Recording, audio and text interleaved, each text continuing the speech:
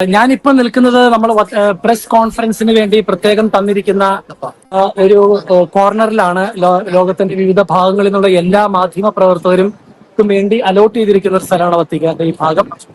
മറു സൈഡിലാണെങ്കിൽ പതിവ് പോലെ മുൻകൂട്ടി നിശ്ചയിച്ചതനുസരിച്ചുള്ള ജൂബിലി തീർത്ഥാടനവുമായി അവർ മുന്നോട്ട് പോകുന്നു. അങ്ങനെയുള്ള കാര്യങ്ങളൊന്നും തടസ്സപ്പെടാതെ അവർ വലിയ പ്രാർത്ഥനാ ചൈതന്യത്തോടുകൂടി നല്ല വെയിലത്ത് ഒന്നും പരിഗണിക്കാതെ പ്രാർത്ഥനകൾ ചൊല്ലി കുരിശുമായി ജൂബിലി തീർത്ഥാടനവുമായി മറു സൈഡിൽ അവർ യാത്ര ചെയ്യുന്നു. വത്തിക്കാൻ സെന്റ് പീറ്റേഴ്സ് ബസിലിക്കയിലാണെങ്കിൽ ലോകത്തിന്റെ വിവിധ ഭാഗങ്ങളിൽ നിന്ന് വന്ന പൊതുജനങ്ങൾ വ്യക്തിപരമായി പ്രാർത്ഥിക്കുവാൻ ബസിലിക്കയിൽ പോകുന്നു. ഒപ്പം ഫ്രാൻസിസ് മാർപ്പാപ്പയുടെ വിയോഗം അറിഞ്ഞ് പ്രാർത്ഥനാപൂർവം ഫ്രാൻസിസ് മാർപ്പാപ്പയ്ക്ക് വേണ്ടി പ്രാർത്ഥിച്ചുകൊണ്ട് പോകുന്നു. ഇതിൽ എന്റെ ഹൃദയത്തെ സ്പർശിച്ച ഒരു പ്രത്യേകമായ ഒരു കാര്യം, ഞാൻ അവിടെ നിൽക്കുമ്പോൾ ഒരു അമ്മച്ചി, സ്പെയിനിൽ നിന്ന് വന്ന ഒരു അമ്മച്ചിയാണ്, അവിടെ ബാരിക്കോഡിൽ ചാരി നിന്നുകൊണ്ട് പൊട്ടിക്കരയാണ്. അപ്പൊ ഞാൻ ചോദിച്ചു എന്തു പറ്റി?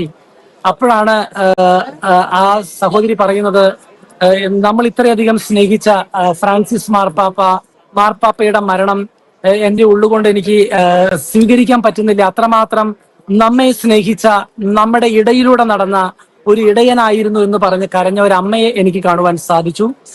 ഇതാണ് പൊതുവെയുള്ള ഇവിടുത്തെ ഒരു അന്തരീക്ഷം.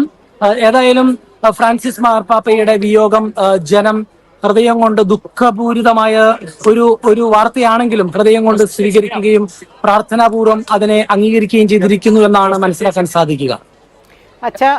അച്ഛനെ ഒരു മാസത്തിലേറെയായി ഞങ്ങളൊക്കെ ഫോളോ ചെയ്യുന്നുണ്ട്. അച്ഛൻ ഷെയർ ചെയ്യുന്ന പല കാര്യങ്ങളും വളരെ ഒഫീഷ്യലാണ്. നമ്മൾ അറിയാൻ ആഗ്രഹിക്കുന്ന ഒഫീഷ്യൽ അപ്ഡേറ്റ്സ് ആണ് അച്ഛൻ തരുന്നത്. ഞാനൊരു വേറൊരു ആംഗിളിൽ നിന്ന് അച്ഛനോട് സംസാരിക്കാൻ ആഗ്രഹിക്കുകയാണ്. അച്ഛന് ഫ്രാൻസിസ് മാർപ്പാപ്പയായിട്ടുള്ള പേഴ്സണൽ ആയിട്ടുള്ള ചില ബന്ധങ്ങൾ, അച്ഛൻ്റെ ഹൃദയം തൊട്ട ചില നിമിഷങ്ങൾ, അങ്ങനെ എന്തെങ്കിലുമൊക്കെ ഒന്ന് പങ്കുവയ്ക്കാമോ? തീർച്ചയായിട്ടും പങ്കുവയ്ക്കാം. വ്യക്തിപരമായിട്ടുള്ള ഒരു സത്യം പറഞ്ഞ, ഞാൻ ഫ്രാൻസിസ് മാർപ്പാപ്പയെ ഏകദേശം 14 പ്രാവശ്യമെങ്കിലും ഞാൻ കണ്ടിട്ടുണ്ട്. അതിലൊരു 9 പ്രാവശ്യം വ്യക്തിപരമായിട്ടാണ് ഫ്രാൻസിസ് മാർപ്പാപ്പയെ കണ്ടിരിക്കുന്നത്. അതെല്ലാം അവിചാരിതമായി ദൈവത്തിന്റെ പരിപാലന എന്നോണം പ്രത്യേകമായും സാഹചര്യങ്ങളിൽ കണ്ടതാണ്. എനിക്ക് ജീവിതത്തിൽ മറക്കാൻ പറ്റാത്ത 3 മുഹൂർത്തങ്ങൾ ഫ്രാൻസിസ് മാർപ്പാപ്പയുമായി ബന്ധപ്പെട്ടുണ്ട്. ഒന്ന് 2020 എൻ്റെ ഓർമ്മ, 20 21 എനിക്ക് വർഷം കൃത്യമായിട്ട് ഓർമ്മയില്ല, പക്ഷെ സംഭവം ഓർമ്മയുണ്ട്. പാവങ്ങൾക്ക് വേണ്ടി അർപ്പിക്കപ്പെടുന്ന ബലി, ആ ബലി അർപ്പിക്കുന്നത് എല്ലാ വർഷവും ഫ്രാൻസിസ് മാർപ്പാപ്പയാണ്. അപ്പൊ ബലിയർപ്പണം കഴിഞ്ഞ് ഫ്രാൻസിസ് മാർപ്പാപ്പ എല്ലാവരെയും ഗ്രീറ്റ് ചെയ്ത് പോകുമ്പോ വാസ്തവത്തിൽ ഞാൻ ഏറ്റവും പുറകില നിന്നേ. അവിടെ ഒരു ഗ്യാപ്പ് കണ്ട് ഞാൻ ആ ഫ്രാൻസിസ് മാർപ്പാപ്പ അരികിലേക്ക് വരുമ്പോ അദ്ദേഹം എന്റെ അടുത്ത് വന്നപ്പോ പെട്ടെന്ന് അങ്ങോട്ട് നിന്നു. അപ്പോൾ ഞാൻ എൻ്റെ മുറിഞ്ഞു പോയ കൈ കാണിച്ചു കൊടുത്തിട്ട് ഫ്രാൻസിസ് മാർപ്പാപ്പയോട് പറഞ്ഞു, ഞാൻ എൻ്റെ ഈ കൈ ഒരു അപകടത്തിൽ മുറിവേറ്റതാണ്, ഈ പാടില്ലാത്ത കൈയും വെച്ചാണ് ഞാൻ ഡോക്ടറേറ്റ് ചെയ്തുകൊണ്ടിരിക്കുന്നത്. അപ്പോൾ ഫ്രാൻസിസ് മാർപ്പാപ്പ എൻ്റെ മുഖത്തേക്ക് നോക്കി പെട്ടെന്ന് എൻ്റെ കൈകളിൽ, ഈ പാടില്ലാത്ത കൈകളിൽ അദ്ദേഹം കൈ പിടിച്ച് കുറച്ചു നേരം അവിടെ നിന്ന് പ്രാർത്ഥിച്ചു. ഞാൻ ജീവിതത്തിൽ ഒരിക്കലും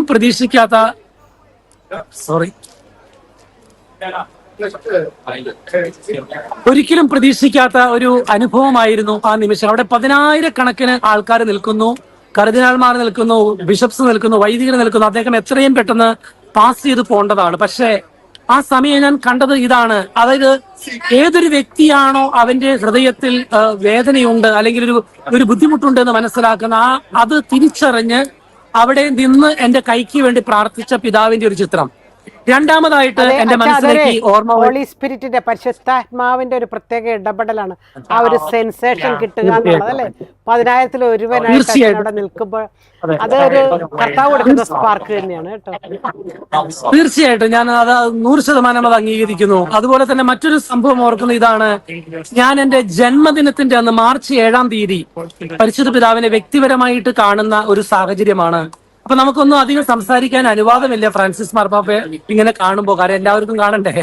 പക്ഷെ എങ്കിലും ഞാൻ പറഞ്ഞു, ഇന്ന് എന്റെ ജന്മദിനമാണ് എന്ന് പറഞ്ഞു. പെട്ടെന്ന് ഫ്രാൻസിസ് മാർപ്പാപ്പ അവിടെ നിന്നും ഒരു പ്രത്യേക ഒരു ജപമാല പ്രൊഫസർ കൊച്ചുറാണിക്കും കിട്ടിയിട്ടുണ്ടായിരിക്കാം മാർപ്പാപ്പയെ കണ്ടപ്പോ.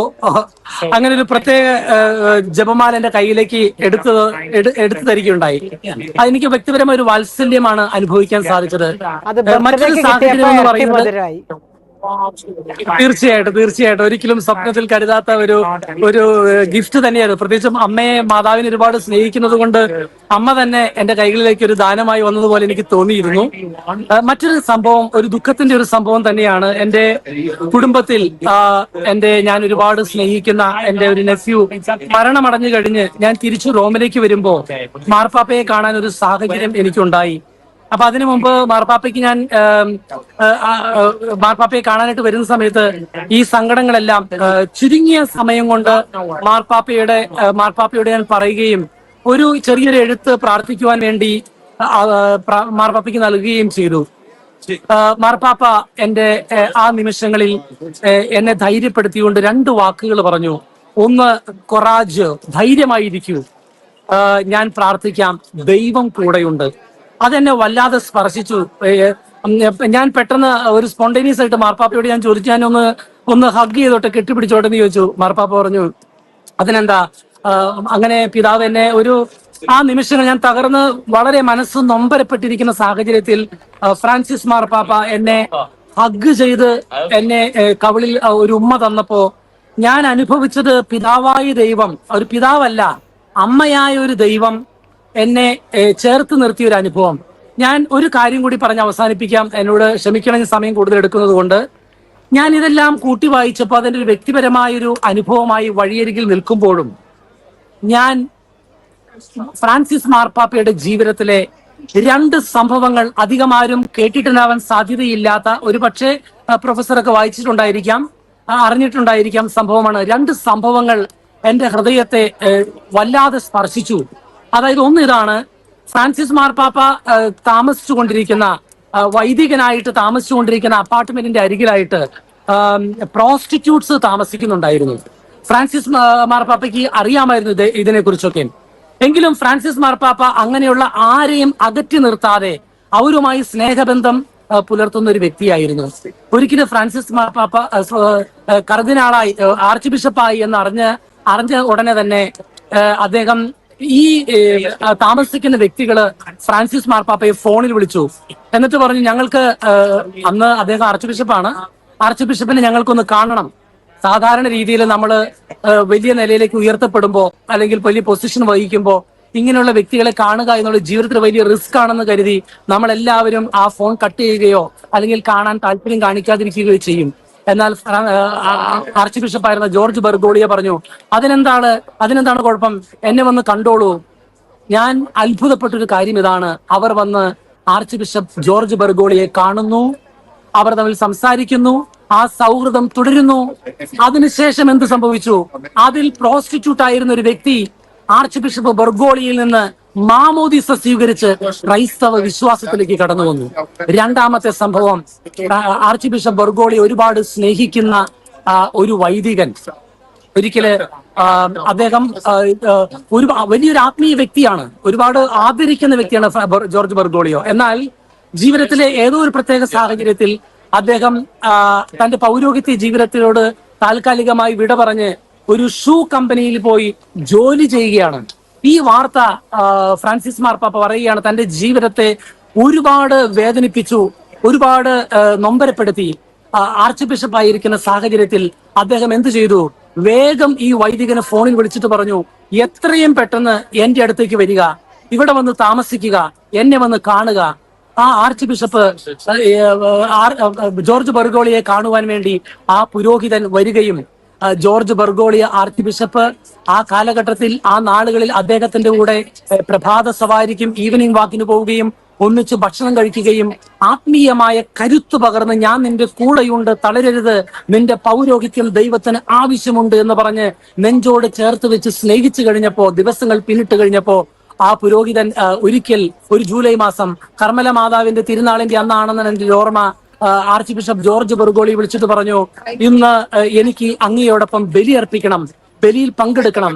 അങ്ങനെ ആ പുരോഹിതൻ തിരിച്ച് ബലിയിൽ പങ്കെടുക്കുവാനായിട്ട് ആർച്ച് ബിഷപ്പായിരുന്ന ജോർജ് ബെർഗോളിയോ നമ്മുടെ പരിശുദ്ധ പിതാവ് ഫ്രാൻസിസ് മാർപ്പാപ്പയുടെ ആ ബലിയിൽ പങ്കെടുത്ത് പ്രാർത്ഥിച്ചു. നോക്കുക, നമ്മൾ ചിന്തിക്കുക, നമ്മുടെ മനുഷ്യബുദ്ധിക്ക് അതീതമായ രീതിയിൽ കരുണയും ദൈവത്തിന്റെ സ്നേഹവും മനുഷ്യ വംശത്തോട് ജാതി മതഭേദമെന്നേ കാണിച്ച ഒരു പിതാവ് തന്നെയാണ് ഫ്രാൻസിസ് മാർപ്പാപ്പ. അത് എന്റെ വ്യക്തിപരമായ ഒരു അനുഭവം മാത്രമായിട്ടല്ല ഞാൻ പങ്കുവയ്ക്കാൻ ആഗ്രഹിച്ചത്.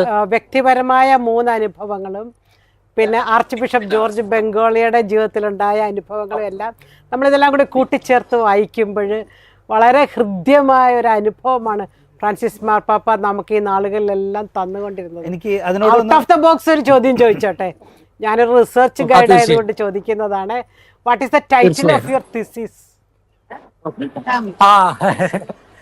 The title of my thesis is The Maternity of the Blessed Virgin Mary in the Life and Writings of Saint Teresa of Lisieux. അതായത് പരിശുദ്ധ അമ്മയുടെ മാതൃത്വം കൊച്ചുതെരേസ്യ പുണ്യവതി തിരുസഭയിൽ എങ്ങനെ ജീവിച്ചു കാണിച്ചു.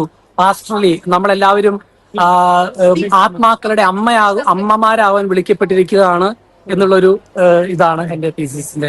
ഇത്രയും സീരിയസ് ആയ ഒരു സ്റ്റഡിയുടെ ഇടയിലാണ് അച്ഛൻ ഇത്രയും കാര്യങ്ങളൊക്കെ ചെയ്യാൻ വേണ്ടി ഗുഡ്നസ് ടിവിക്ക് വേണ്ടി ചെയ്യാൻ വേണ്ടിയൊക്കെ അച്ഛൻ സമയം കണ്ടെത്തുന്നത്. എനിക്ക് മറ്റൊരു കാര്യം അങ്ങനെയല്ല പ്രൊഫസർ കൊച്ചുറാണി, എന്റെ ഡോക്ടറേറ്റിന്റെ പഠനം കഴിഞ്ഞിരുന്നു. തീർച്ചയായിട്ടും എന്റെ തീസിസ് ഒരു സിമ്പിൾ ആയിട്ടുള്ള ഒരു വിഷയമാണ്. പക്ഷെ ദൈവം അത് അത്ഭുതകരമായി പരിശുദ്ധ അമ്മയുടെ മാധ്യസ്ഥതയാൽ പൂർത്തീകരിക്കാൻ സഹായിച്ചു എന്ന് തന്നെ പറയാം. തീസിസ് ഞങ്ങൾക്കൊക്കെ മനസ്സിലാകുന്ന ഭാഷയിൽ പബ്ലിഷ് ചെയ്യണേ. തീർച്ചയായും ഞാൻ അതിന്റെ കോപ്പി തരുന്നതായിരിക്കും.